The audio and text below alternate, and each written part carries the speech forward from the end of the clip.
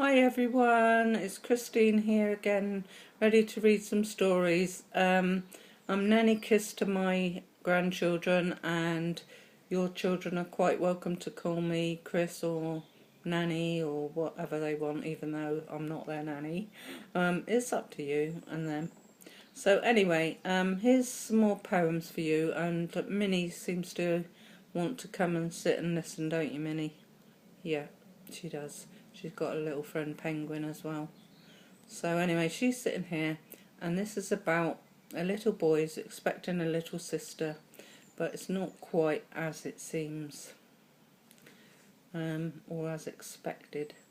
I was so excited when Mummy said to me, there will soon be a tiny member in our family, but then I saw some changes, some I liked and some did not. I screamed when she put me in a bed and took away my cot. I saw a lot of new things come into my playroom. Nappies, bottles, teddies. They didn't ease my gloom. Then they brought my sister home, all squashy, red and small, but all she ever seemed to do was yell and scream and bawl. Then she grew and crawled around. She ruined all my games. She knocked down my tower block and chewed on all my trains. Chew, chew. She took up lots of Mummy's day. I cried as I felt sad. We didn't get to read a story. It really was quite bad. Then one day she made some noise. Ga, ga, ga, ga, ga. She looked at me and giggled. Chubby hand reached out to touch. Ga, ga, ga, ga, Gary. Oh, I love my sister so much. He accepted her in the end. It was a bit of a shock to him, as it would be to any child when a new one comes along. Right, this is about a little tiny snail who's actually hiding at the moment, and I'll show you where he is. He's under here, look. Ooh!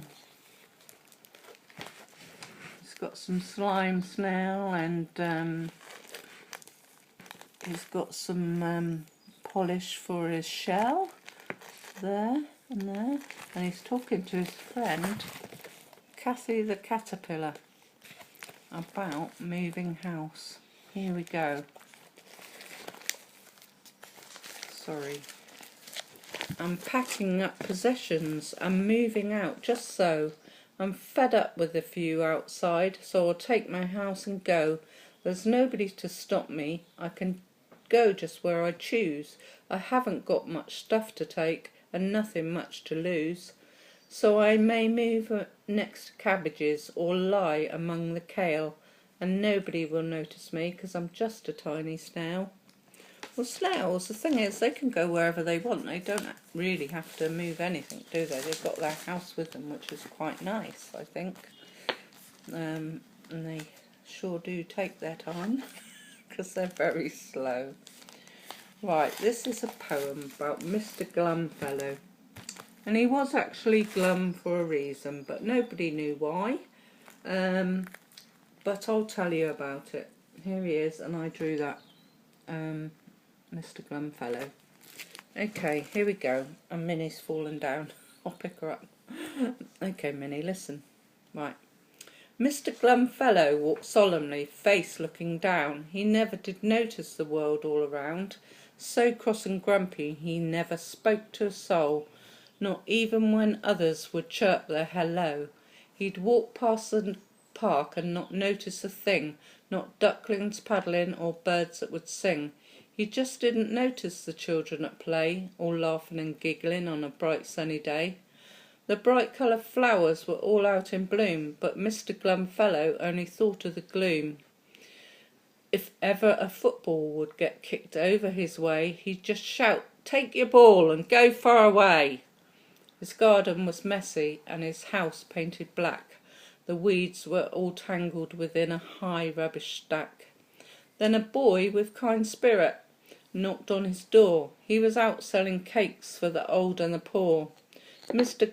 Glumfellow shouted down from upstairs, "Go away, you hooligans, I do not want your fares." But Sam, the boy, said, "I'm bringing some cake, you don't have to pay. It's a gift from my grandmother just up the way. She made extra cakes, she thought you were down." But Glumfellow said no, with the biggest of frowns. "I do not want them, because I do not eat cake. I do not eat chocolate, pastries or bakes." "Just take them," said Sam. "What have you got to lose?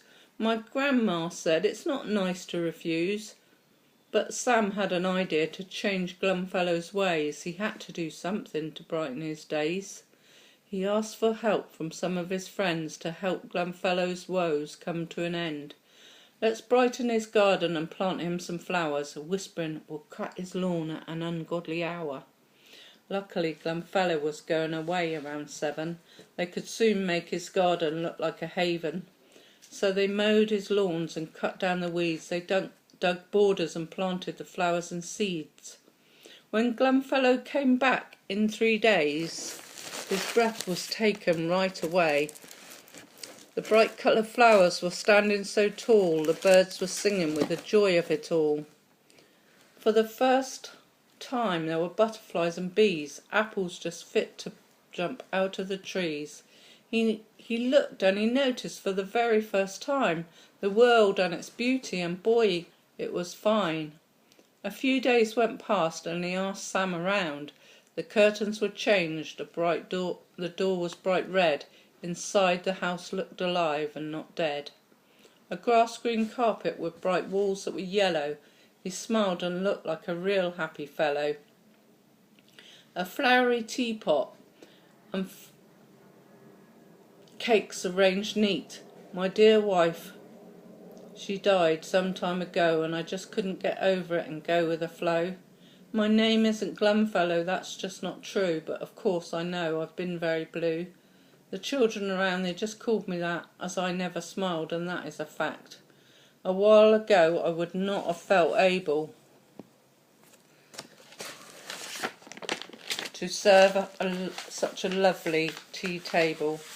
Please sit down and share this food. You've done things for me that no one else could. The next time he walked through the park, it was alight with colour, it didn't seem dark. He saw ducklings swim, he heard the birds sing, laughing with people. It's a wonderful thing. I quite like this poem. I'm not trying to be boastful. I just like it. Yeah, I think sometimes we just have to help people see the nice things in life, and perhaps do something for them, that just a little treat, even take something round to an old person or something like that. Sometimes old people can get very lonely, and just the small things that they want, really, just to talk to someone, smile and have a chat. That's it. Yeah, I'll do one more.